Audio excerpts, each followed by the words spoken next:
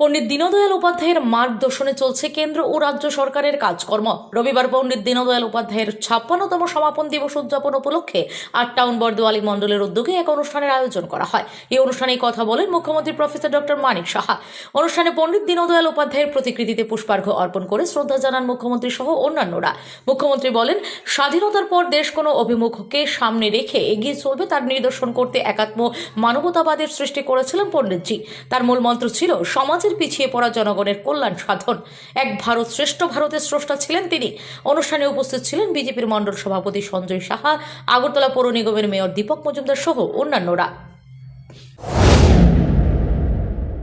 এখন আমাদের যে ইন্টিগ্রাল হিউম্যানিজমের যিনি স্রষ্টা, যিনি লিখেছেন এবং আমাদের ভারতীয় জনতা পার্টিকে যিনি মার্গদর্শন দিয়েছেন আমরা কোন পথে চল, স্বাধীনতার পরবর্তী সময়ে এই দেশ কোন দিকে যাবে, কোন পথে চলবে, একটা মিশ্র চিন্তাভাবনা নিয়ে চলছিল। কিন্তু পরবর্তী সময়ে আমাদের পণ্ডিত দীনদয়ালজি উনি বললেন যে না, এইভাবে হবে না, আমাদের কৃষ্টি সংস্কৃতি আমাদের দেশে সেটাকে সামনে রেখে আমাদের চলতে হবে।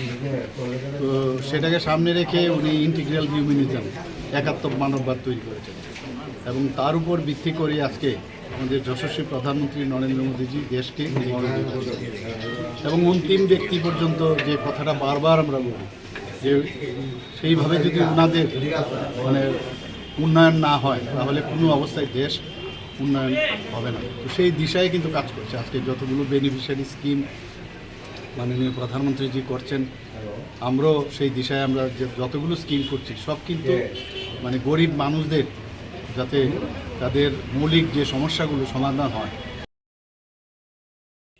Bureau report, S Bharat live 24 hours.